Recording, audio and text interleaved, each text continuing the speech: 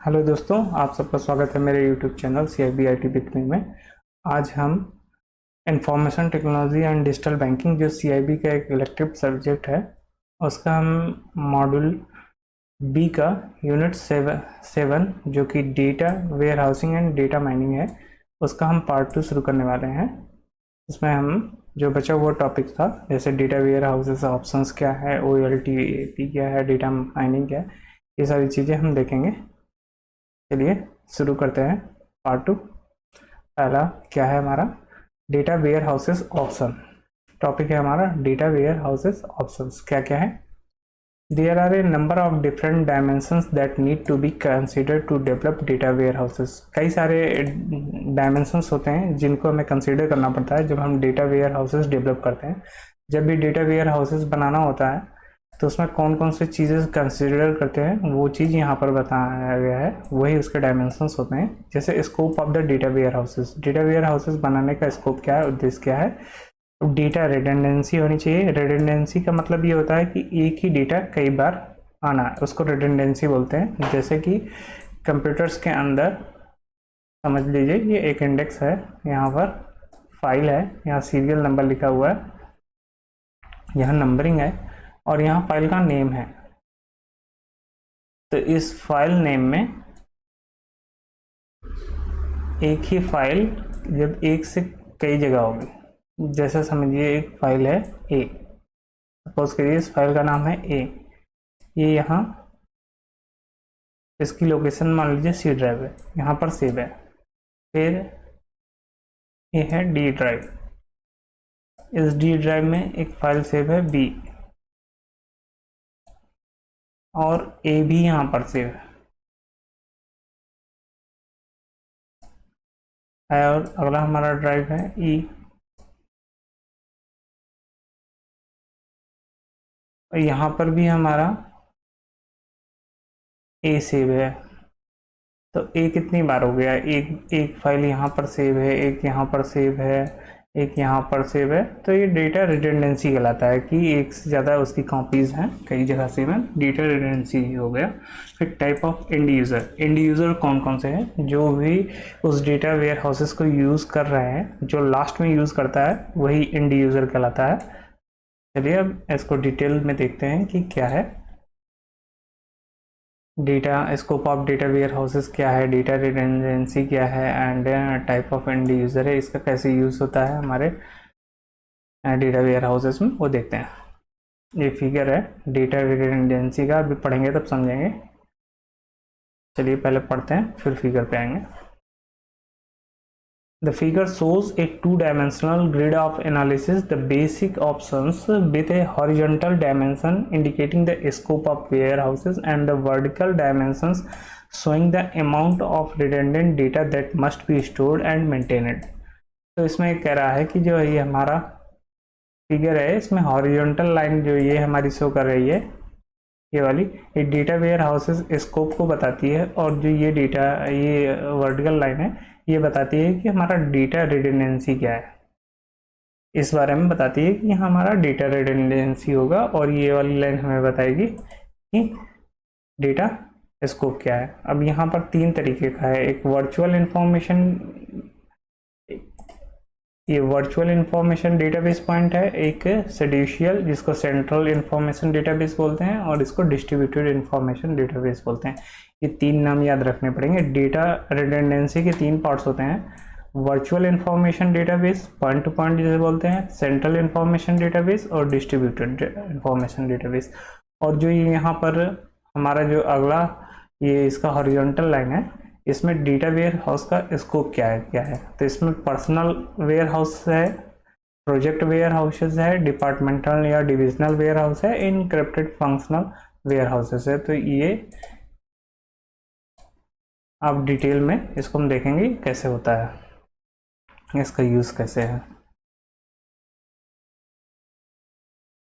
Data where houses scope क्या है? Scope, the scope of a data warehouses may be as broad as all the information data for the entire enterprises from the beginning of time और it may be as narrow as a personal data warehouses. इसके कहने का मतलब है कि जो हमारा enterprises है, कोई भी बिजनेस ऑर्गेनाइजेशन है, उस इंटरप्राइजेज का जो डेटा है वो या तो बहुत बड़ा हो सकता है या बहुत छोटा हो सकता है। बहुत छोटा in the sense of personal data, किसी पर्टिकुलर व्यक्ति या पर्टिकुलर आदमी की अगर कोई डेटा है तो वो उसका बहुत छोटा होगा, जैसे उसका नाम, address, date of birth, year, कब ज्वाइन किया, ये सब होगा उसका। अगर पूरे कंप्लीट इंटरप्राइजेस का डेटा होगा तो उसमें मान लीजिए कई सारे एम्प्लॉयज़ हैं तो सारे एम्प्लॉयज़ का डेटा हो जाएगा, सारे ऑफिस का डेटा हो जाएगा, कौन सा वर्क होता है वो सारे डेटा हो गए, और कब से वो ऑर्गेनाइजेशन काम कर रहा है उस दिन से डेटा, तो सारा डेटा बहुत बड़ा डेटा हो जाएगा। Data warehouses for a single manager और फॉर ए सिंगल ईयर, ये ईयर के हिसाब से, टाइम के हिसाब से भी बड़ा होता जाएगा। In practice, the broader the scope, the more value of the data warehouses is to the enterprises and the more expensive and time consuming। ये कह रहा है कि जितना भी डेटा ज़्यादा बड़ा होगा उतना ही टाइम कंज्यूमिंग होगा, उतना ही मोर एक्सपेंसिव होगा, मतलब खर्चा भी ज़्यादा लगेगा। As a consequences, most organizations seem to start out with functional departmental और इस समस्या से छुटकारा पाने के लिए कई सारे ऑर्गेनाइजेशंस ने क्या शुरू किया, to start out a functional departmental or divisional data warehouses and then expand them as a user provided feedback। तो इसके कहने का मतलब है कि इस समस्या से छुटकारा पाने के लिए उन्होंने कैटेगराइज कर दिया डेटा वेयर हाउसेस को। जैसे इस फिगर में अगर आप देखेंगे तो यहाँ पर है पर्सनल डेटा वेयर हाउसेस, तो इसमें पर्सनल इंफॉर्मेशन होगी। फिर प्रोजेक्ट वेयर हाउसेस, इसमें सारी प्रोजेक्ट की इंफॉर्मेशन होंगी। फिर डिपार्टमेंटल या डिविजनल वेयर हाउसेस, कौन कौन सा डिपार्टमेंट है उस ऑर्गेनाइजेशन में, उसके बारे की सारी डिटेल्स इसमें होंगी। फिर इनक्रिप्टेड फंक्शनल वेयर हाउसेस, जो कैसे वेयर हाउस, जो ऑर्गेनाइजेशन है वो कैसे वर्क करता है उसकी फंक्शनल डिटेल्स इसमें इनक्रिप्टेड फॉर्म में होंगी। ये इसी को कहते हैं कि पार्ट में उसने बांट दिया, कैटेगराइज कर दिया। फिर देखते हैं ये जो हाईलाइटेड है ये इंपॉर्टेंट है। In general a data warehouses is used on an enterprise level while data marts, data warehouses use होता है इंटरप्राइज लेवल में, मतलब कंपनी के ऑर्गेनाइजेशंस के अंदर, वाइल जबकि data mart is used on A business decision और departmental level. Data marts का यूज कहाँ होगा, जब बिजनेस का कोई डिसीजन या डिपार्टमेंटल लेवल पे कोई डिसीजन लेना होगा तब। और a data mart only contains the required subject specific data for a local analysis, मतलब बहुत डेटा मार्ट क्या हो गया, छोटा हो गया, उससे required for a subjective specific data, किसी पर्टिकुलर सब्जेक्टिव के डेटा के लिए इसका यूज होता है। For local system, for local analysis, local analysis के लिए इसका यूज होता है कि कोई लोकल जानकारी उसको चाहिए कि इस पर्टिकुलर डिपार्टमेंट में, इस सेक्शन में बैंक के, मान लीजिए जैसे नेफ्ट सेक्शन है तो नेफ्ट सेक्शंस में कौन सा कोई भी डेटा चाहिए होगा, कोई भी रिक्वायरमेंट होगी उसको, तो वो केवल पर्टिकुलर उसी वो लोकल एनालिसिस के लिए हो गया। जब कंप्लीट एज ए बैंक करना होगा तो वो फिर डेटा वेयर हाउसेस की तरह यूज होगा। फिर दूसरा पार्ट है इसका डेटा रिडंडेंसी, पहला हमने पढ़ लिया डेटा वेयर हाउस इसको, दूसरा है डेटा रिडंडेंसी। अभी मैंने बताया आपको रिडंडेंसी का मतलब होता है एक डेटा, एक सेम डेटा कई बार जब वो यूज होता है तो कई फाइल होती हैं उसकी, तो उसे को डेटा रिडंडेंसी बोलते हैं। Data redundancy is a condition created within a database or data storage technology in which the same piece of data is held in 2 or more places, एक से ज़्यादा जगह पे रखा होता है तो उसे हम डेटा रिडंडेंसी बोलते हैं। Essentially 3 levels of data redundancy and enterprises should think of when considering their data warehouses। जब डेटा वेयर हाउसेस बनाया जाता है तो उसमें कम से कम 3 डेटा रिडंडेंसी यूज होता है। वो कौन कौन से हैं, पहला है वर्चुअल और point to point data warehouses, फिर दूसरा है सेंट्रल डेटा वेयर हाउसेस, तीसरा है distributed data warehouses. Virtual और point to point data warehouses मतलब क्या हो गया, किसी पर्टिकुलर एक आदमी से दूसरे आदमी, मतलब लोकल सिस्टम की तरह हो गया। सेंट्रल का मतलब क्या हो गया, अभी चलते हैं आगे डिटेल में देखते हैं। सेंट्रल का मतलब पूरा सेंट्रलाइज हो गया डेटा वेयर हाउस। डिस्ट्रीब्यूटेड का मतलब डिवीजन पार्ट वाइज बांट दिया गया। देखते हैं इसको अब डिटेल में। There is no best approach each option fits a specific set of, इसमें से इसका कहने का मतलब है कि ऐसा नहीं है कि ये कोई भी बेस्ट अप्रोच है, ये तीनों ही एक तरीके से कॉमन है। Each option fits a specific set of requirements, जैसी रिक्वायरमेंट्स होगी उसी हिसाब से फिट बैठते हैं ये तीनों। And a data warehouses strategy में ultimately include all three options, और जब भी डेटा वेयर हाउसेस यूज होगा तो ये वो तीनों ऑप्शंस को यूज करता है, तभी वो अच्छा डेटा वेयर हाउसेस बनता है। पहले देखते हैं वर्चुअल और point to point data warehouses क्या है। ए वर्चुअल और point to point data warehouses strategies means that end user are allowed to get at operational database directly using tools enabled by the data access networks। तो मतलब इसमें क्या है कि जैसे डेटा वेयर, इसमें virtual वाले में क्या होगा, जैसे एक ये बंदा है, ये एंड यूजर है और ये डेटा वेयर हाउसेस को एक्सेस कर रहा है, इसको डायरेक्टली एक्सेस दे दिया गया। End user are allowed to get operational database. Operational database का मतलब जिसमें day to day transactions operations होते हैं, वो database directly using tools enabled by the data access network. किसके द्वारा? डेटाबेस एक्सेस नेटवर्क के द्वारा। जैसे मान लीजिए ये टेलर है, बैंक का टेलर है, तो टेलर के पास कुछ पावर होंगी कि वो ट्रांजेक्शन्स खुद से ही पास हो जाएंगे, हो जाते हैं। हर बैंक में अलग अलग होगा, किसी बैंक में 10,000 तक ट्रांजेक्शन्स ऑटोमेटिक पास हो जाएंगे, डिपॉजिट का या विड्रॉल का। तो ये इंडी वर्चुअल हो गया ना, इंटू ये डायरेक्टली ये ऑपरेशंस को परफॉर्म कर रहा है, डेटाबेस में डायरेक्टली एक्सेस हो रहा है और तुरंत इसमें रिफ्लेक्शंस हो रहा है, मॉडिफिकेशंस हो रहा है। तो ये एक तरीके का इसका एग्जांपल हो गया। This approach provides the flexibility as well as the minimum amount of redundant data that must be loaded and maintained। इसमें redundant data की जरूरत ही नहीं पड़ी क्योंकि डेटा डायरेक्टली वो अपडेट कर रहा है, और इसमें टाइम भी कम लगेगा और मोर फ्लेक्सिबल होगा। This approach can put the largest unplanned query load on operational data operational systems.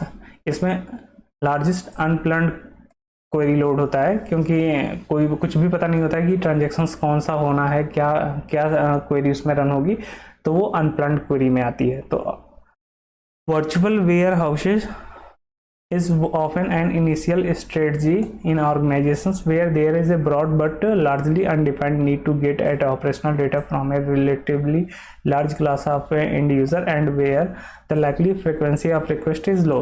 अब इसके कहने का मतलब है कि वर्चुअल वेयर हाउसेस में चूंकि कि ऑर्गेनाइजेशंस जो है ब्रॉड होता है और ये ऑपरेशनल डेटा जो है इंड यूजर जो है डायरेक्टली एक्सेस करते हैं, तो फ्रिक्वेंसी ऑफ रिक्वेस्ट इसमें लो होती है।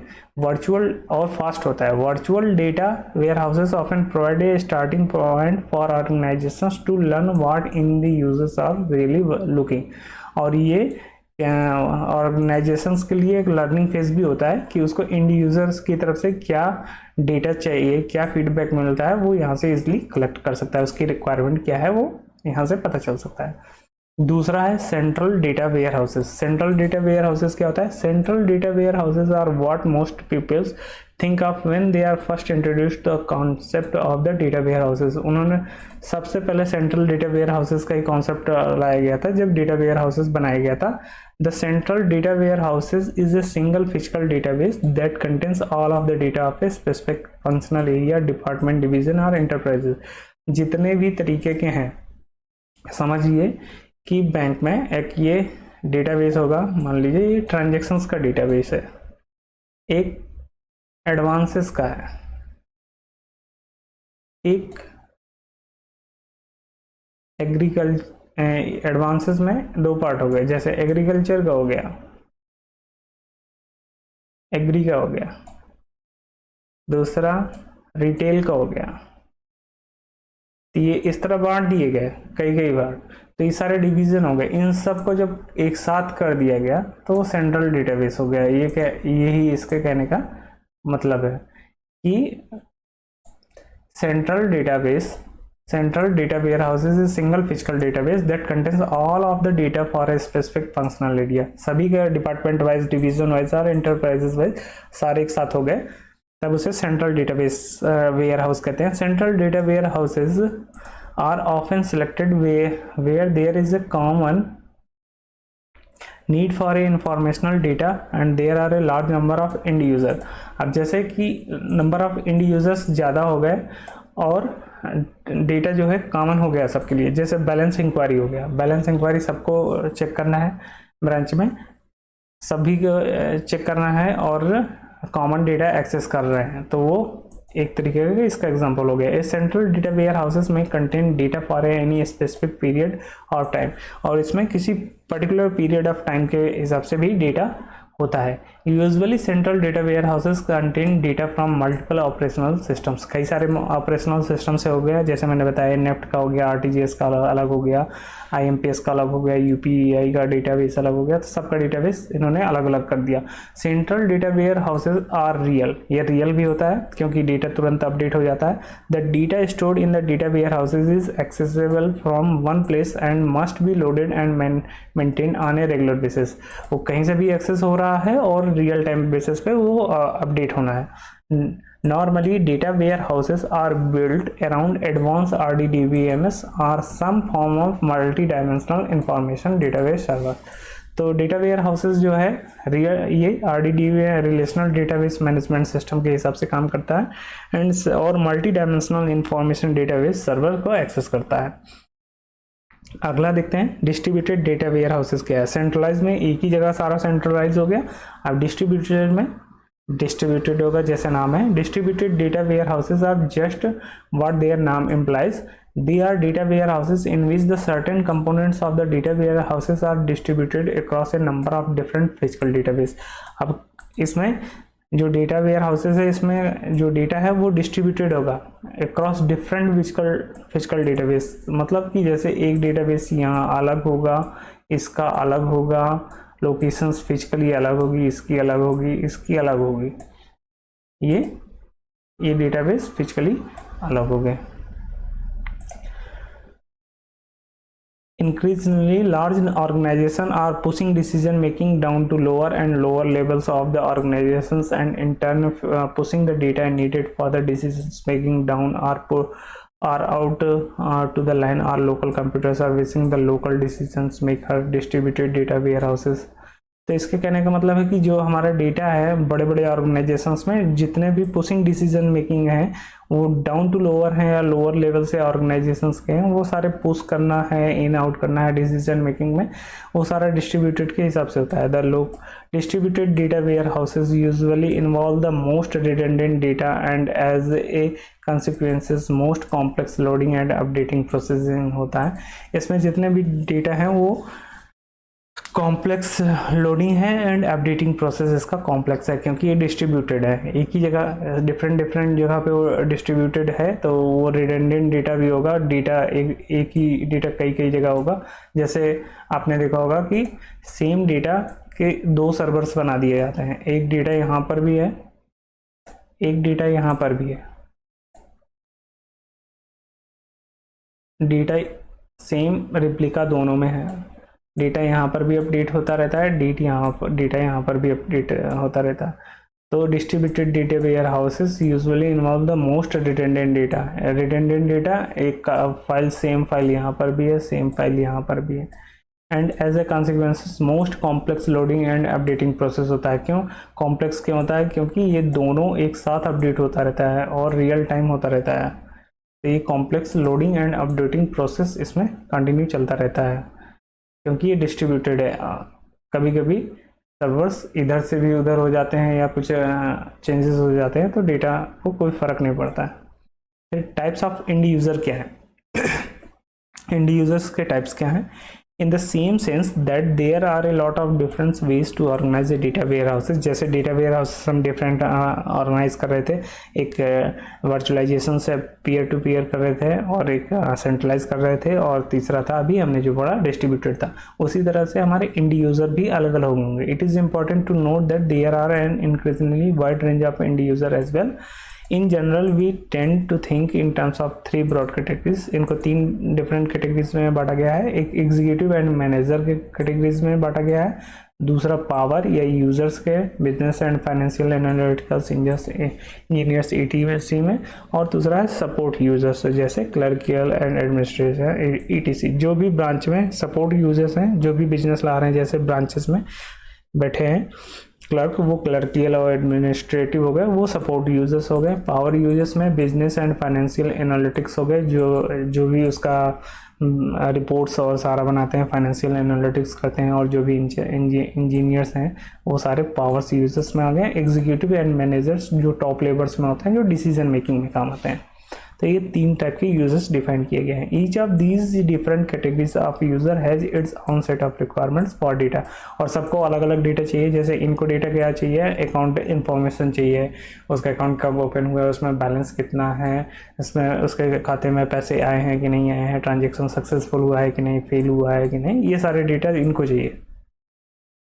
इनको कौन सा चाहिए, एग्जीक्यूटिव को रिपोर्ट्स चाहिए, इनको डेटा चाहिए हमारे जैसे नेफ्ट से कितना बिजनेस हो रहा है, पॉस से कितना हो रहा है, पेमेंट गेटवे से कितना हो रहा है, ये सारा अलग अलग तरीके, UPI से कितना हो रहा है, ये इनको चाहिए। और फिर पावर यूजर्स को बिजनेस एंड फाइनेंशियल एनालिटिक्स को चाहिए, इनको अलग डेटा चाहिए। टोटल एज ए बैंक क्या बिजनेस फाइनेंशियल एनालिटिक्स करने के लिए, फाइनेंशियल रिपोर्ट बनाने के लिए, और इंजीनियर्स को अलग डेटा चाहिए। तो ये सारे डेटा ये अलग अलग यूजर्स के हिसाब से अलग अलग डेटा चाहिए। फिर है developing data warehouses. Data warehouses develop कैसे किया गया। Developing a good data warehouses is no different from any other IT project, it requires careful planning. इसमें भी अदर IT प्रोजेक्ट की तरह इसमें भी केयरफुल प्लानिंग चाहिए। रिक्वायरमेंट्स क्या क्या चाहिए, डेफिनीशंस क्या होनी चाहिए, उसकी डिज़ाइन कैसा होना चाहिए, उसका प्रोटोटाइप कैसा होना चाहिए, और इम्प्लीमेंटेशन कैसा होना चाहिए, ये सारे पॉइंट्स उसमें चाहिए।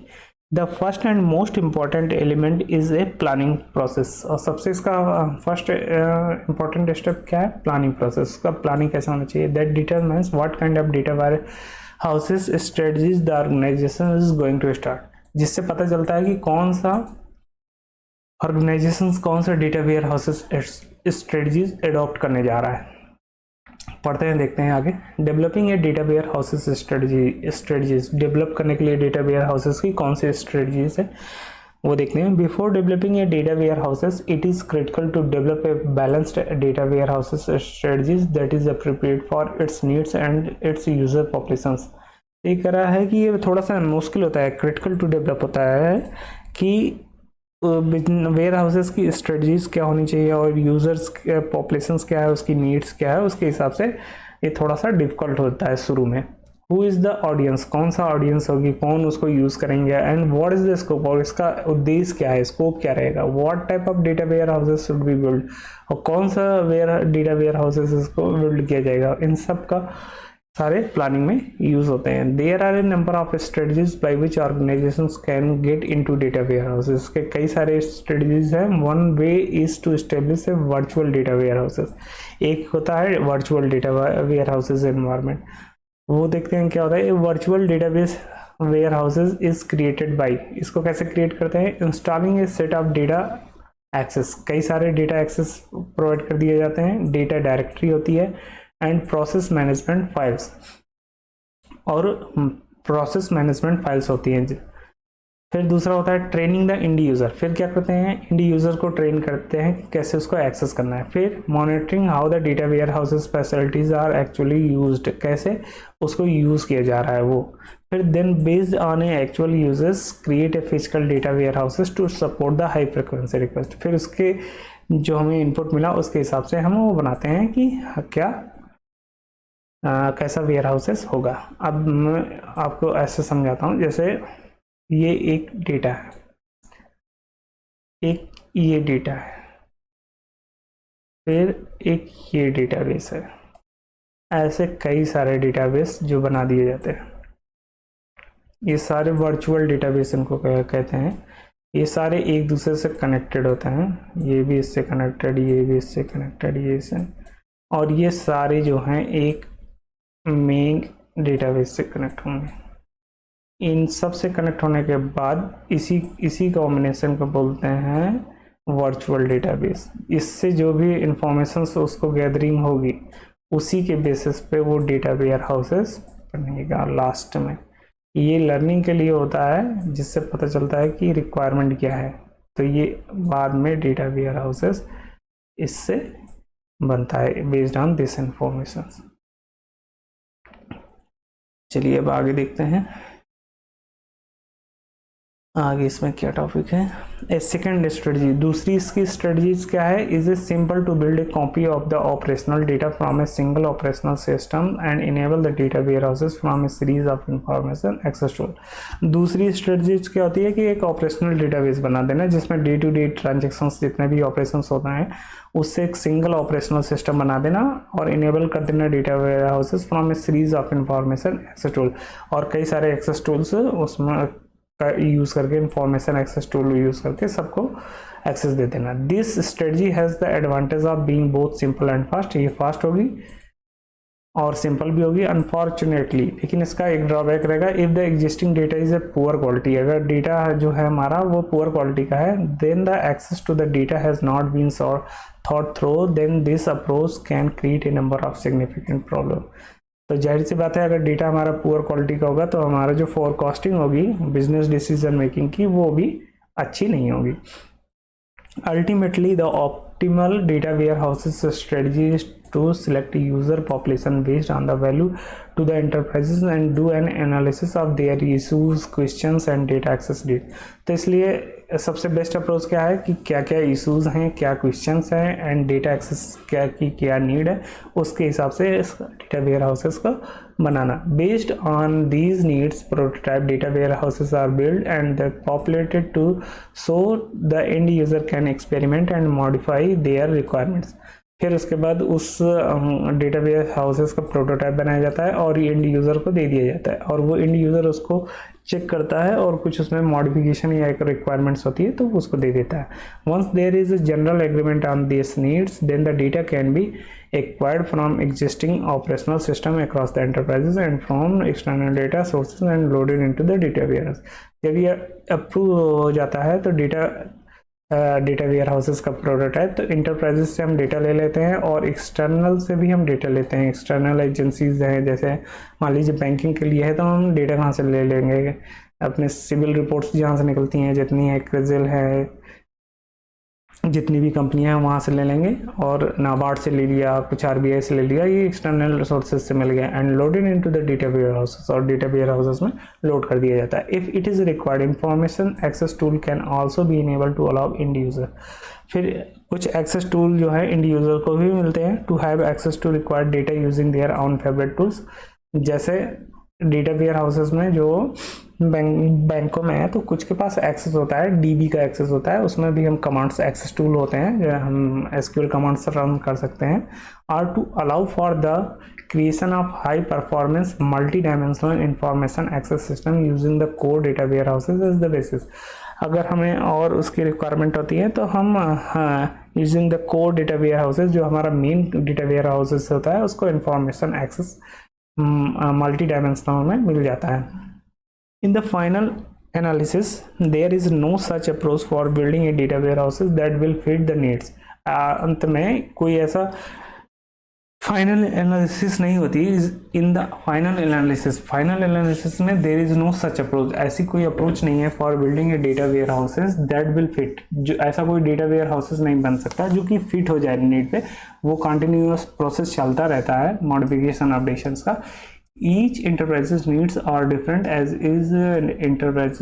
जाहिर सी बात है बैंक के लिए एक डेटा वेयर हाउसेस बैंक के हिसाब से चाहिए जिसमें क्रेडिट और डेबिट और कस्टमर्स की जानकारी हो। In addition since data warehouses technology is evolving as we learn more about developing data warehouses, it turns out that the only practical approach to data warehouses is an evolutionary one. वही बनाया ये continuous growth होती रहती है, तो ये कभी रुकती नहीं है कि एक बार में बना दिया और ये अंत है इसका। तो ऐसा कुछ नहीं होता है, वो कंटिन्यूअस चलता रहता है, उसमें कुछ ना कुछ मॉडिफिकेशंस हमेशा चलता रहता है। इवॉल्विंग ये data warehouse structures, data warehouses का आर्किटेक्चर्स कैसे है। Data warehouses architectures provide a useful way of determining if the organization is moving towards a reasonable data warehouses framework. जाहिर सी बात है, data warehouses organizations का structures बढ़ रहा होता है आर्किटेक्चर्स, तो उसको moving towards a reasonable data warehouses framework की जरूरत पड़ती है। One of the keys to data warehouses is flexibility. इसका सबसे ज़्यादा अच्छा वो कीज क्या है? फ्लेक्सिबिलिटी होना चाहिए, उसमें फ्लेक्सिबल होना चाहिए। जैसे ऑर्गेनाइजेशन ग्रोथ कर रहा है जिस डायरेक्शन में, उस हिसाब से आपका डेटा वेयर हाउसेस फ्लेक्सिबल होना चाहिए। ऐसा ना हो कि पूरा डेटा वेयर हाउसेस हमारा एब्सोल्यूट हो गया, अब नया दूसरा डेटा वेयर हाउसेस हमें बनाना पड़े, तो इस तरह नहीं होना चाहिए। Designing data warehouses, designing इसकी कैसे होती है वो देखते हैं। Designing data warehouses is very different from designing traditional operational system. So ये जो हम पारंपरिक अपना ऑपरेशनल सिस्टम बनाते हैं उससे बिल्कुल अलग होता है। For one thing, data warehouses users typically don't know early as much about their wants and needs and operational use. जाहिर सी बात है कि शुरू में तो किसी को नहीं पता होगा कि हमें कैसा होना चाहिए, धीरे धीरे मॉडिफिकेशन अपडेशन होता रहता है उसमें ऑपरेशनल यूजर्स के द्वारा, तभी वो उसका डेवलपमेंट होता रहता है डेटा वेयर हाउस। सेकंड क्या है? Designing a data warehouses often involves thinking in terms of much broader and more difficult to define business concept than designing and operational systems. इसमें क्या होता है? Thinking in terms of much broader, थोड़ा हमें बड़ा सोचना होता है, and more difficult to define, और बहुत ही जटिल प्रक्रिया है डिफाइन करने के लिए बिजनेस कॉन्सेप्ट जो कि ऑपरेशनल सिस्टम में यूज होते हैं। In this respect data warehouses is quite close to business process engineering. इस तरह business warehouses, data warehouses जो है बिजनेस प्रोसेस इंजीनियरिंग के बहुत ही क्लोज होता है। Finally the ideal design strategy for data warehouses is often outside is an oppose to top down. तो ये पॉइंट याद रखिएगा कि जो इसका डेटा वेयर हाउसेस का अप्रोच होती है वो टॉप से डाउन में होती है। But while data warehouses design is different from what have been used, it is no less important, ये ज़्यादा इंपॉर्टेंट नहीं होती है। The fact that end user have difficulty in defining what they need as a bare minimum, वो जो उन्हें ज़रूरत होती है वो हमेशा कम ही पड़ता है। In practice data warehouses designer find what they have to use every trick in the book to help their users visualize their requirement। तो डेटा वेयर हाउसेस डिजाइनर्स क्या करते हैं? वो सारे ट्रिक, सारे तरीके, सारे पैतरे आजमाते हैं जिससे उनको जो रिक्वायरमेंट है वो फुलफिल हो जाए। In this respect robust working prototypes are essential. तो प्रोटोटाइप जरूरी होता है इसके लिए बनाने के लिए। फिर देखते हैं managing data warehouses. Data warehouses को मैनेज कैसे करते हैं? Data warehouses are not manage, they take a great deal of hard work. वो डेटा वेयर हाउसेस इतना आसान नहीं होता है, इसमें हार्ड वर्क की जरूरत पड़ती है। In many cases data warehouses projects are viewed as a stop gap measures to get user off our back or to provide something of for nothing. कुछ ना कुछ ये इनको समथिंग फॉर नथिंग, कुछ ना से सही कुछ ना कुछ उसको प्रोवाइड करता है, get users off our backs. But data warehouses require careful management and marketing.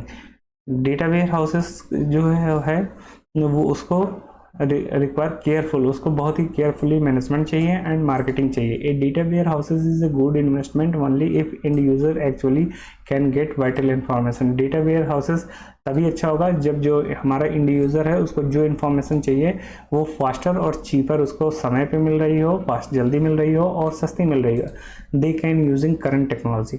As consequences, management has to think seriously about how they want their warehouses to perform and how they are going to get the word out to the end user community। तो जो management है उसको decide करना चाहिए कि where houses उसका अच्छा हो जिससे वो world out to the end user, जो इंड यूज़र कम्युनिटी है उसमें पूरा खरा उतर सके। And management has recognised that the maintenance of the data warehouses structure is critical as the maintenance of any other mission critical applications। इसका जो maintenance है या वेयर हाउसेस का ये थोड़ा सा क्रिटिकल होता है अदर एप्लीकेशंस के कंपैरिजन में। In fact experience has shown that data warehouses quickly become one of the most use system in any organisations. इसलिए ऐसा ये बहुत सारे ऑर्गेनाइजेशंस में quickly become the most use system, जहाँ बहुत ज़्यादा जल्दी से इसने अपनी जगह बना ली है और ये बहुत यूज़ हो रहा है। management, especially IT management, must also understand that if they embark on a data warehouses program, they are going to create a new demands upon their operational systems. तो जो इसका यूज़ है, they are going to create new demands, इसमें demands जो है काफ़ी बढ़ती जा रही हैं upon their operational systems, demands for better consistent and different kinds of data. इसका जो विस्तार है, यूज़ होता जा रहा है, डिफरेंट काइंड्स ऑफ डेटा होने चाहिए, डिमांड्स इनकी बढ़ती जा रही हैं और कंसिस्टेंट चाहिए। आगे देखते हैं business intelligence expert system and artificial intelligence. इसका मतलब BI, ES एंड ANN। देखते हैं बिजनेस इंटेलिजेंस क्या है। Business intelligence include several type of applications and technology for acquiring, storing, analysis and providing access to information to help users make more and sound business decision. तो जो जितना भी data है उसको बिजनेस इंटेलिजेंस का use होता है applications और टेक्नोलॉजी में, क्या एक्वायर करने में, डेटा हमें पे चाहिए उसको स्टोर करने के लिए, उसका एनालिसिस करने के लिए and providing access to information, और जो इन्फॉर्मेशन है उसको प्रोवाइड करने के लिए, टू हेल्प यूजर्स को हेल्प करने के लिए, क्या करने के लिए, उन्हें डेटा एक्वायर चाहिए, स्टोरिंग चाहिए, एनालिसिस चाहिए और उसका इन्फॉर्मेशन चाहिए। मोर साउंड बिजनेस डिसीजन, ताकि वो अच्छे से अच्छा बिजनेस डिसीजंस ले सकें जिससे उनके बिजनेस बढ़ सके। इसमें इंक्लूड करता है बिजनेस सपोर्ट सिस्टम, जिसको DSS बोलते हैं। क्वेरी एंड रिपोर्टिंग होनी चाहिए, क्वेरी होनी चाहिए, जैसे कोई भी क्वेरी मतलब कौन सा डेटा उसको चाहिए, वो क्वेरी हो गई उसकी, और उसको कैसे रिपोर्ट करना है वो भी होनी चाहिए। ऑनलाइन एनालिटिकल प्रोसेसिंग, जो कि OLAP बोलते हैं, इसका फुल फॉर्म पूछा जाएगा, online analytical processing.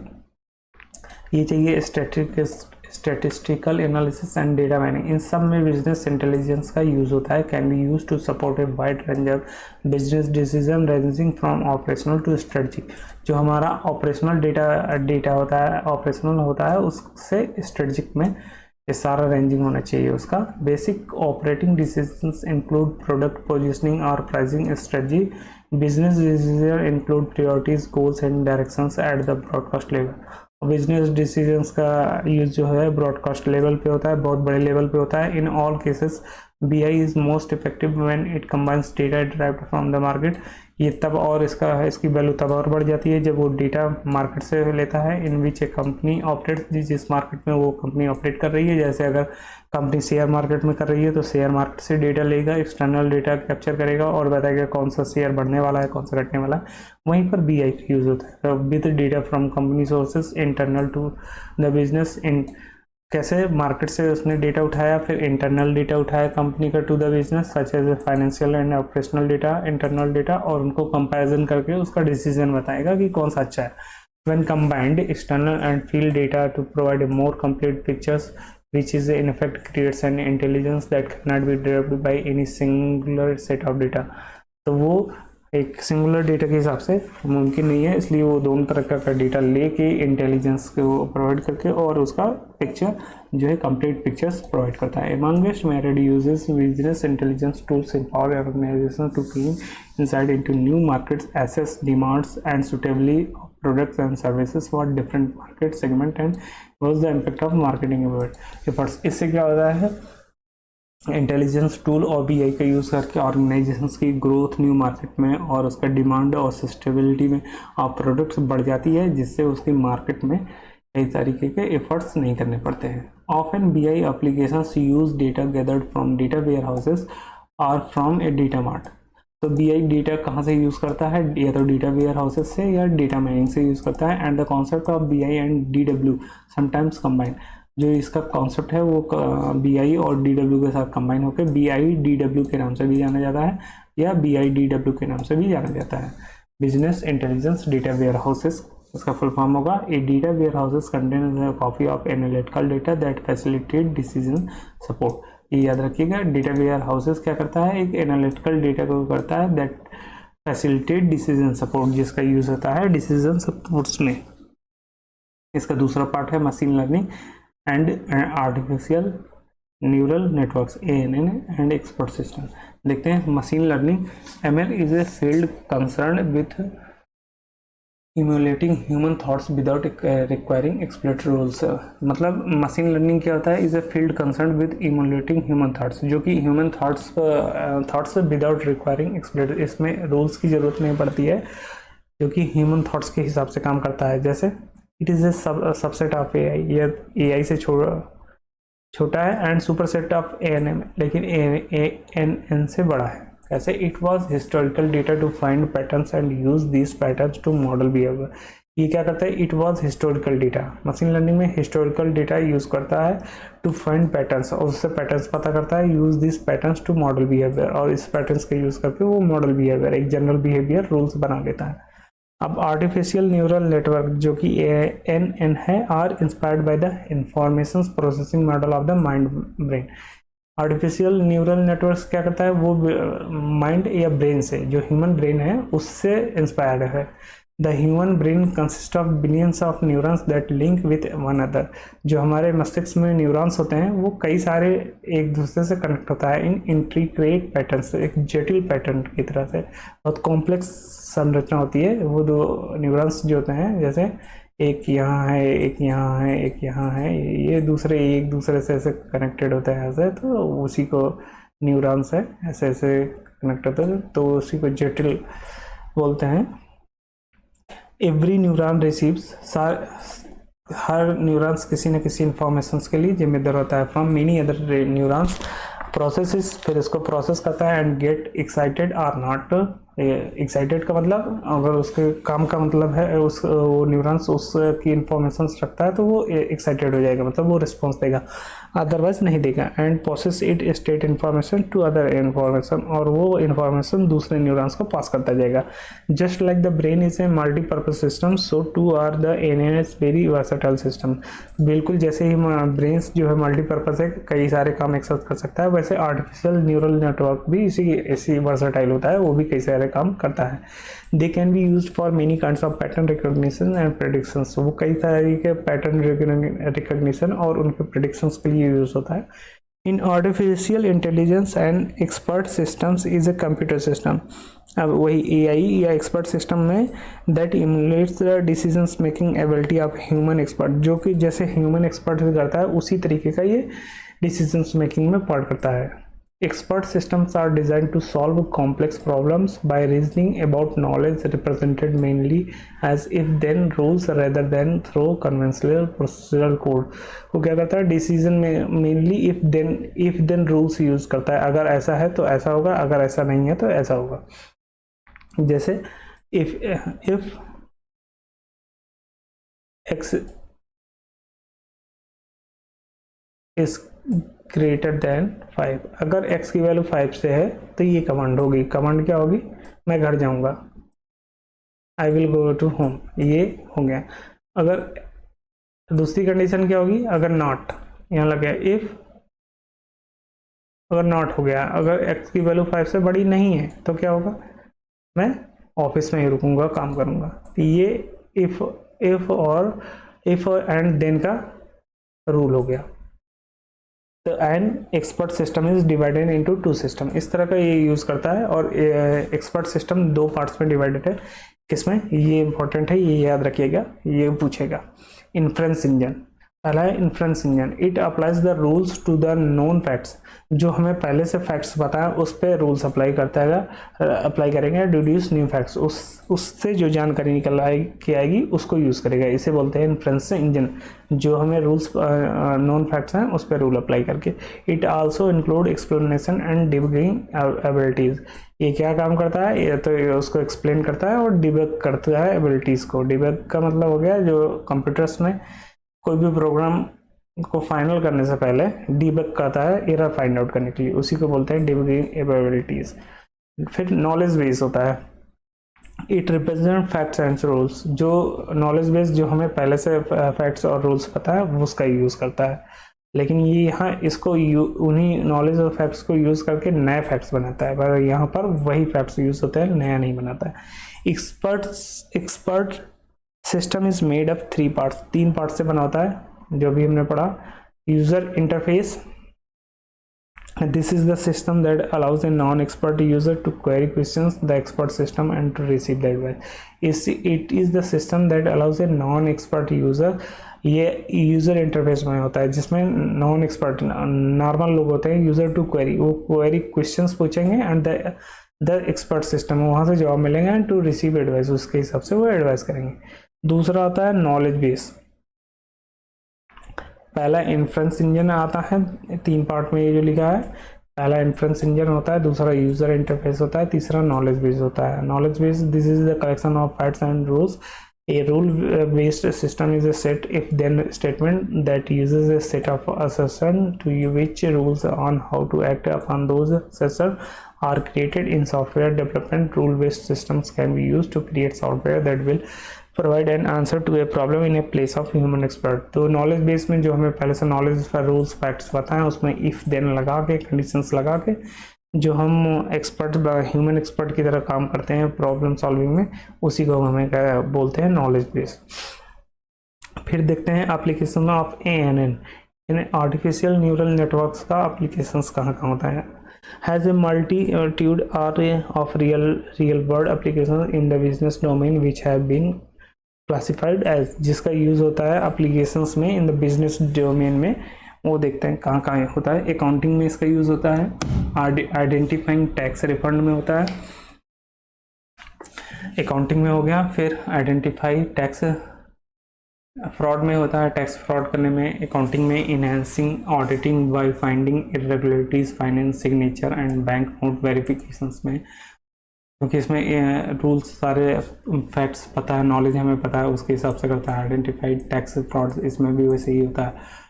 Mortgage under writing में हो गया, फॉरेन एक्सचेंज में हो गया, कंट्री रिस्क रेटिंग में हो गया, प्रेडिक्टिंग स्टॉक फ्यूचर जो हमें फैक्ट्स पता है उसके हिसाब से प्रेडिक्शंस करता है। बैंक्रप्सी प्रेडिक्शंस में, कस्टमर के क्रेडिट स्कोरिंग में, credit card approval and fraud detections में, stock and forecasting in bond rating and trading, loan approvals में, इकोनॉमिक एंड फाइनेंशियल फोरकास्टिंग्स में, रिस्क मैनेजमेंट में, HR में, predicting determining personal resource requirement, marketing, बहुत सारे हैं, sales forecast, targeted, ये सारे ANN के यूज़ हैं। इसको बस एक बार पढ़ लीजिएगा, ज़्यादा उसमें ध्यान नहीं देना है। फिर आगे डेटा माइनिंग। डेटा माइनिंग होता क्या है? Data mining is a technology that is used to discover और find out the hidden complex relationship patterns and models within the data to predict future trends and behaviours. तो ये क्या करता है, जो हमारा डेटा वेयर हाउसेज होता है उसमें कई तरीके का डेटा भरा होता है, सारा डेटा इसमें भरा होगा। लेकिन डेटा माइनिंग का जो डेटा हमें रोज़ ज़्यादातर यूज़ होता है, हमेशा यूज़ होता है, उसको सॉर्ट करके जब रख दे, जिसको हम इजीली एक्सेस कर पाए, डिस्कवर और फाइंड आउट, यहाँ से डेटा को जिसको हमें डेली यूज़ होना है उसको हम पास है, patterns and models with in data predict future, और इस जो हमें ज़्यादातर यूज़ होता है उससे हम जो प्रेडिक्ट करते हैं ट्रेंड्स एंड बिहेवियर्स का, उसी को हम डेटा माइनिंग बोलते हैं। इसका मतलब जो हमारे पास डेटा वेयर हाउसेस है उसमें बहुत सारा डेटा है, लेकिन जो डेटा ऑर्गेनाइजेशनल हमेशा यूज़ करता है उसको हम ऐसा स्टोर करें कि जब हम चाहें उसको एक्सेस कर सकें विदाउट कंज्यूमिंग द टाइम, मतलब बिना ज़्यादा समय लगे उसको जब हम एक्सेस कर सकते हैं, वही है हमारा डेटा माइनिंग। तो उसको हमने छांट के रखा है, उससे हम फ्यूचर ट्रेंड्स और बिहेवियर का पता करते हैं। तो ये हो गया हमारा डेटा माइनिंग। अब इसका it helps the decision makers to make proactive and knowledge based decision. इसका हेल्प होता है डिसीजन मेकिंग में। The core components of data mining technology include various algorithm approaches और techniques based on the statics artificial intelligence to extract the relevant relationship in the data. अब इसमें कई सारे algorithm और अप्रोच यूज होते हैं जिसका यूज होता है डेटा को एक्सट्रैक्ट करना और उसका यूज करना। अब ये पॉइंट इंपॉर्टेंट है, there are 5 major types of approach that data mining tools use. इसमें से आपको 4 दे देगा सही और 1 दूसरा दे देगा और पूछेगा कौन सा नहीं है, तो याद रखना है। एसोसिएशन होता है, सीक्वेंस होता है, क्लासिफिकेशन होता है, क्लस्टर होता है एंड फोरकास्टिंग होता है।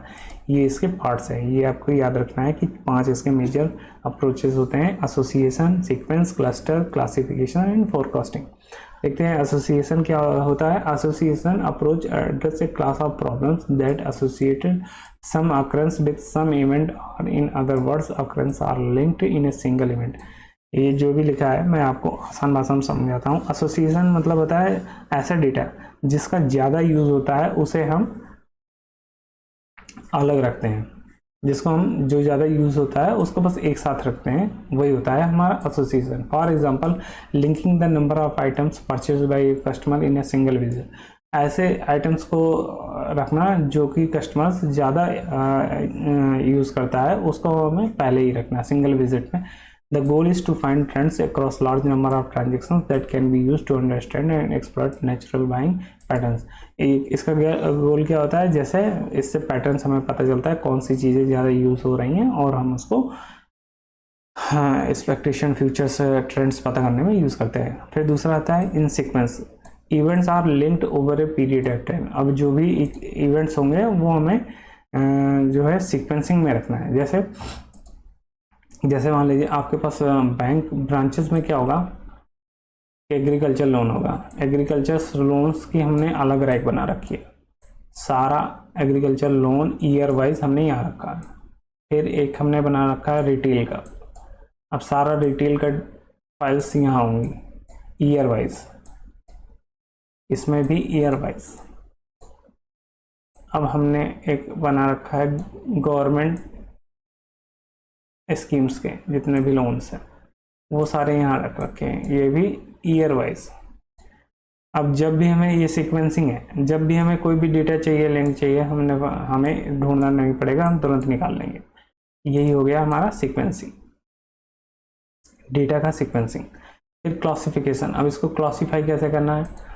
Classification is probably the most common data mining activity today. It recognise patterns that describe the group to which an item belongs. अब ये क्लासीफाई करेगा कि कौन सा डेटा किससे पार्ट करता है। जैसे एक ही तरीके के डेटा को ग्रुप में कर देना।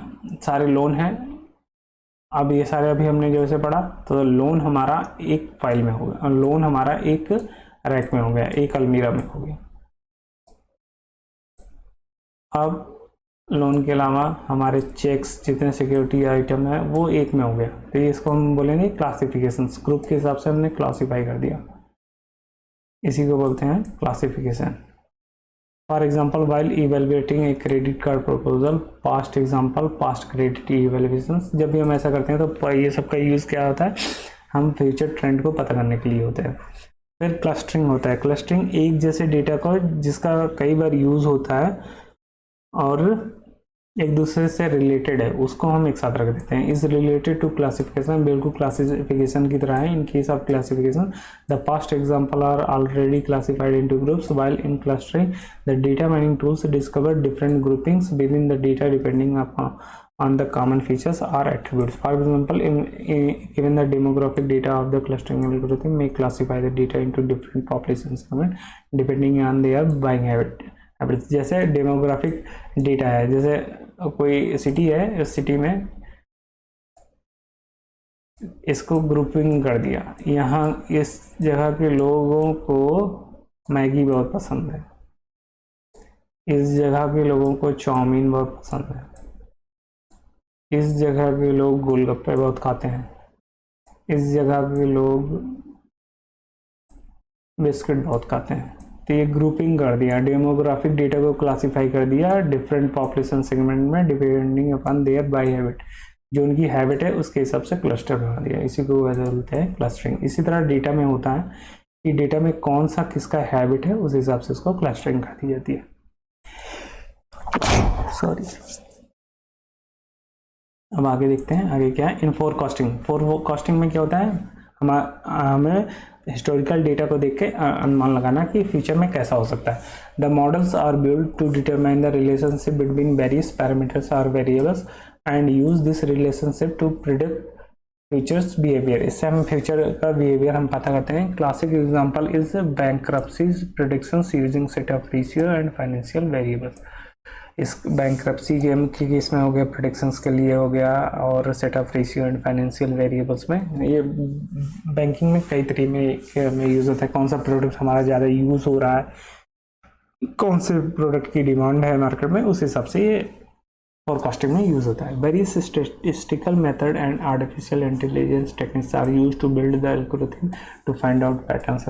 अब इस तरह का पैटर्न्स, रिलेशनशिप, ट्रेंड्स पता करने के लिए बहुत सारे एल्गोरिथम का यूज़ किया जाता है। सच सॉफ्टवेयर इज कॉल्ड ओलैप। इस तरह के सॉफ्टवेयर को क्या बोलते हैं? ओलैप, ऑनलाइन एनालिटिकल प्रोसेसिंग। जो एनालिटिक्स करता है, उसको एनालाइज करता है, उसकी प्रोसेसिंग को, उसी को बोलते हैं एनालिटिकल प्रोसेसिंग। अब इसको पढ़ते हैं। ओलैप क्या है? OLAP, online analytical process in data warehousing, is a contrast to online transaction processing. दो चीज़ें होती हैं, आपको नाम याद रखना पड़ेगा, ऑनलाइन एनालिटिकल प्रोसेसिंग और ऑनलाइन ट्रांजेक्शन प्रोसेसिंग। ये दोनों एक दूसरे से रिलेटेड है in the operational database system. दोनों में अंतर क्या है? एक में ऑपरेशनल है, एक में एनालिटिकल है। देखते हैं। OLTP as the name indicates contain the current data. OLTP क्या है? टी का मतलब ट्रांजेक्शन। ट्रांजेक्शन्स कब होगा? करंट टाइम में होगा। आपको यहीं से याद रखना है।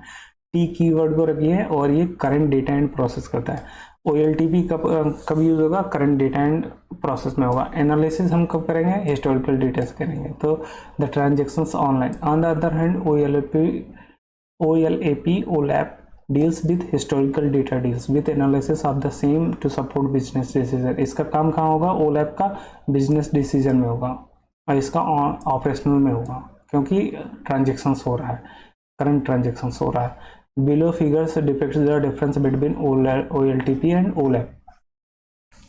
अभी ये सारा, ये जो फिगर दिया है वो बताने के लिए है कि कैसे वर्क करता है। OLTP मैंने अभी बताया आपको, ऑनलाइन ट्रांजेक्शन्स प्रोसेसिंग। तो ऑनलाइन ट्रांजेक्शन्स कब होगा? ऑपरेशंस में होगा। यहीं से याद रखना है। ए क्या है? ए क्या है? एनालिटिक्स। इसका मतलब इंफॉर्मेशन होगी। फिर ये कहाँ से यूज़ होगा? डेटा माइनिंग से यूज़ होगा। उसका एनालिटिक करेगा, उससे डिसीजन बनेगा। तो OLAP इससे यूज़ होगा। और जब इसका यूज़ होगा तो बिजनेस स्ट्रेटजी बनाने में होगा। और ये किससे यूज़ होगा? OLTP ट्रांजेक्शन से यूज़ होगा। समझ में आ गया होगा मैंने क्या बताया। OLTP क्या है? OLTP ऑपरेशन से है, OLAP इंफॉर्मेशन से है। क्योंकि ये टी ट्रांजेक्शन्स हो रहा है, इससे एनालिसिस हो रहा है, इससे डिसीजन बन रहा है, डेटा माइनिंग से डेटा मिल रहा है, क्योंकि हिस्टोरिकल है इसलिए यहाँ से होगा। और ये बिजनेस प्रोसेस में काम करता है। अब आगे देखते हैं और क्या बताया। Online OLAP, online analytical process describe a class of data mining technology that are design for live and ad hoc data access and decision making. ये एनालिटिक डेटाबेस हिस्टोरिकल डेटा से डिसीजन मेकिंग के लिए यूज होगा। It helps decision makers to quickly analyse information by providing summarise multi-dimensional data and multi-dimensional and logic view of business data that is stored in data warehouse। जो data warehouses में हमारा data होगा historical, उसको data को लेकर उसका decision making future predict करने के लिए OLAP का यूज होता है। A data warehouses stores and manage data while OLAP transforms this data into strategic information। अब OLAP क्या करता है? जो बिजनेस डेटा वेयर हाउसेस का डेटा है उसको लेता है, और OLTP क्या करता है? ट्रांसफर करता है, ट्रांसफॉर्म करता है बिजनेस प्रोसेस में उस डेटा को। ये पॉइंट इंपॉर्टेंट है, ये याद रखिएगा। OLAP enables analytics managers and execute to gain insight into data to view their data strategy। OLAP क्या करता है? केवल डेटा को देख सकता है, into data and to view their data strategically so that they can make predictions about the future। तो मतलब रीड एक्सेस इसको देता है जिससे हम predictions कर सकते हैं based on the historical data से। It support functional model for forecasting, trend analysis and statistical analysis। ये forecasting और statistical analysis में यूज होता है। It enables to retrieve and display the data in 2 dimensional. ये डेटा कैसे शो करता है? 2 डायमेंशनल में भी कर सकता है, 3 डायमेंशनल में भी कर सकता है। Cross tabulation through various chart and graphs, कई सारे चार्ट और पाई ग्राफ्स बना के। अब OLAP क्या है? Application span a variety of organisational functions. Financial, इसका यूज़ कहाँ होगा? फाइनेंस डिपार्टमेंट में होगा। For application such as budgeting में होगा, एक्टिविटी में, क्योंकि बजट कैसे बनेगा? प्रीवियस ईयर में कितना खर्च हुआ उसके हिसाब से एक्टिविटी बेस्ड बनेगा।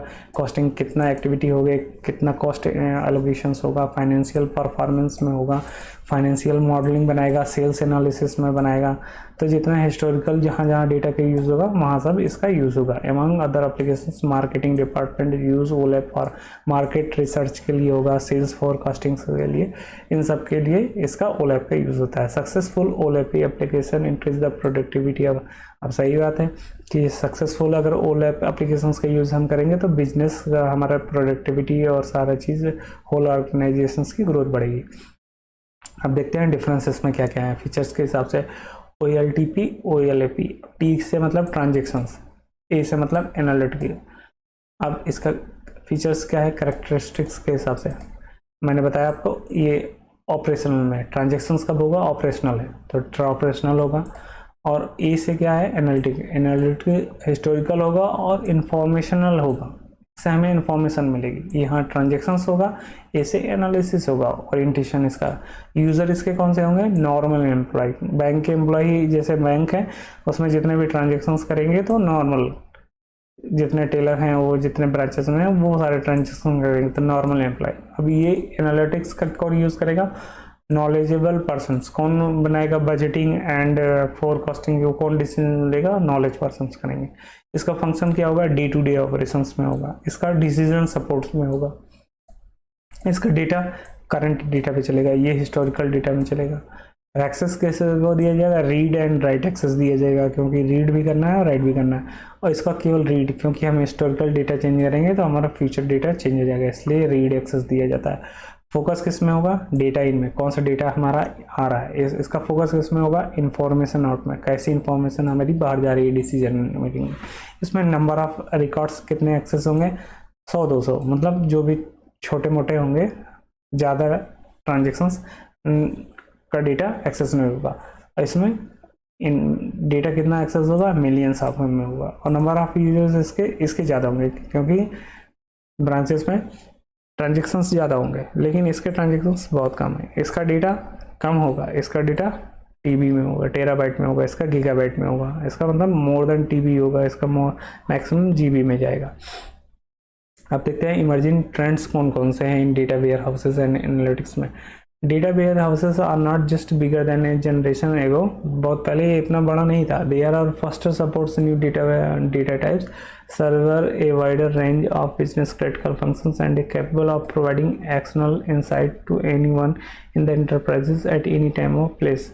ज़्यादा इसका फंक्शंस और क्रिटिकल उस समय नहीं था कैपेबल, अब लेकिन अभी क्या है capable of providing actionable insight to anyone. अभी ये इतनी शक्ति है किसी को भी एक्शनेबल इंसाइट प्रोवाइड कर सकता है इंटरप्राइज लेवल पे एट एनी टाइम, किसी भी समय पर और किसी भी प्लेस पे, क्योंकि डिसीजन सपोर्ट्स में काम देगा। All of which makes the modern data warehouses more important than ever to business agility innovations and competitive advantage. इसका यूज़ करके कम्पिटिटिव एडवांटेज और बिजनेस ग्रोथ में फ़ायदा मिलेगा। देखते हैं इसका क्या है advantage. Enterprise require more capable data warehouses. Enterprises को बहुत ज़्यादा से ज़्यादा पावरफुल डेटा वेयर हाउसेस की ज़रूरत पड़ती है। Mobile devices, social media traffic, network sensors, that is the internet of things and other sources are generating a growing stream of data, some would say a fire hose of data. IT teams are responding by adding new capabilities to data warehouses so they can handle new types of data, more data। and अभी पता है आपको कि social media और mobile से devices बढ़ गए हैं, तो जिससे इंटरनेट पे ज़्यादा यूज़ हो रहा है, जिसकी वजह से हमारा डेटा वेयर हाउसेस में डेटा की स्टोरेज बढ़ रही है। फिर दूसरा है physical and logical consolidations help reduce cost. अगर हम फिजिकल और लॉजिकल कंसोलिडेशंस करेंगे डेटा का तो उससे हमारी कॉस्ट जो है रिड्यूस हो जाएगी, क्योंकि डेटा हमारा बढ़ रहा है। That answer to over growing data is not grow through more money at this systems, क्योंकि डेटा हमारा बढ़ रहा है, जितना ज़्यादा डेटा बढ़ेगा उतना हमें स्टोर करना पड़ेगा, जिसकी वजह से हमारे कॉस्ट बढ़ेगी। इसलिए हमें फिजिकल लॉजिकल डेटा कंसोलिडेशंस होगा तो रिड्यूस होगा। और put other way 10 times the data should not translate into 10 times the cost. सो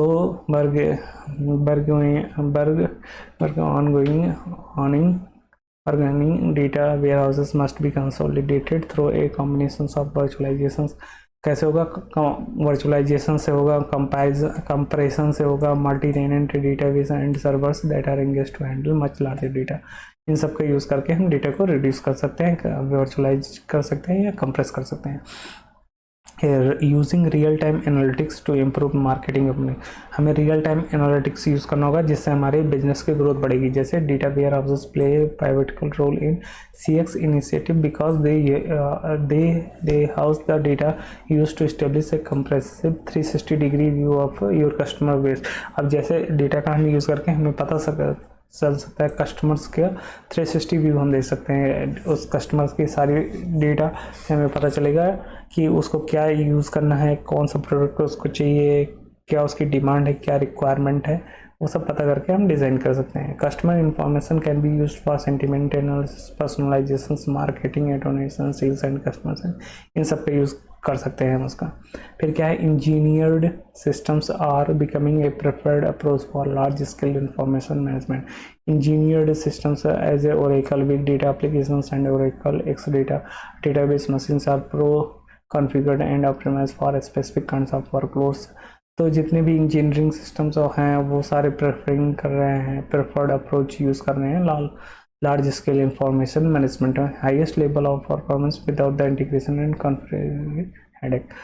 तो इसका यूज़ है इंजीनियरिंग और इंजीनियर्ड सिस्टम्स की तरह से इसका Oracle data, Oracle Exadata machines में large amount of data use हो रहा है। फिर data compression enables higher value analytics. Data compression से क्या होगा, ज़्यादा स्पेस हम यूटिलाइज कर पाएंगे, हायर वैल्यू एनालिटिक्स कर पाएंगे। The best way to counter non stop data expansion what else, data compression. Data बहुत ज़्यादा यूज़ होता है, अगर हम उसको कंप्रेस करेंगे तो ज़्यादातर 10 टाइम्स उसका ग्रोअर डेटा यूज़ कर पाएंगे और उसको सेव कर पाएंगे। फिर in database analytics simply analysis, in database analytics simply analyse. और डेटाबेस में हम क्या कर सकते हैं, एनालाइज करते हैं। Range ready to use tools, native SQL integrations with our programming language and mining. कई तरीके की हम इसको माइनिंग को, प्रोग्रामिंग लैंग्वेज को यूज़ करके हम डेटा को एनालाइज कर सकते हैं और fast move data back and forth other system to application for analysis कर सकते हैं, result in more streamlined and optimise data discovery के हिसाब से उसको हम बहुत अच्छे से यूज़ कर सकते हैं। In memory technologies supercharge performance. The emergence of in-memory database architectures bring RISC-like performance to data warehouses. The term in-memory तो इन मेमोरी टेक्नोलॉजी में RAM, accelerating numbers, crunching and reporting of actionable information. तो data का use करके हम memory highly refers कर सकते हैं, process कर सकते हैं लार्ज डेटा सेट्स को इन सिस्टम्स रैम्स में। इस तरह वो स्पीड हमारी बढ़ जाएगी। Data warehouses are more critical than ever to business operations. Data warehouses ज़्यादा क्रिटिकल हैं ऑपरेशन से, इसलिए हमें उसको new application of data warehouses, इसलिए बिजनेस परफॉर्मेंस हमारी इससे बढ़ जाती है। AI ऑपरेशंस, क्लाउड ऑटोमेशंस में उसका यूज़ कर सकते हैं। Artificial intelligence in data warehouses will become a master machine learning. तो आर्टिफिशियल इंटेलिजेंस इतना बढ़ गया है इस समय ऑपरेशंस में, डेटा वेयर हाउसेस में आपको केवल ह्यूमन ब्रेन को टक्कर दे रहा है, वही सारा इसमें लिखा हुआ है। और सारे इसके ट्रेंड्स है। यूज़ ऑफ कमोडिटी में है, ऑटोनोमस सेल्फ हीलिंग्स में है, DB में न्यू टाइप्स ऑफ DBMS आ गया है, जैसे XML RDBMS है। DBMS are now being made specially design for a certain task. DBMS task के हिसाब से भी बनाए जा रहे हैं। DBMS are being augmented with new concept such as ledger based DBMS inspired by the blockchain. Example Cassandra, ये example है इसका। DBMS are being made more efficient and stand alone server for as use case like mobile phone applications. तो database management system भी उसी हिसाब से अलग अलग हिसाब से, टास्क के हिसाब से, रिक्वायरमेंट के हिसाब से बन रहे हैं। और ये DBR एनालिटिक्स, इवेंट ट्रेल्स और ग्राफ DBR ग्राफ एनालिटिक्स का भी यूज़ कर रहा है। तो इसी के साथ दोस्तों ये हमारा जो यूनिट 7 था, data warehouses and data mining, ये इसी के साथ समाप्त होता है। मिलते हैं नेक्स्ट वीडियो में। दोस्तों अगर आपको मेरे चैनल अच्छा लग रहा है तो अपने दोस्तों को ज़्यादा से ज़्यादा, अपने दोस्तों में ज़्यादा से ज़्यादा शेयर करें और मेरे चैनल को सब्सक्राइब करें और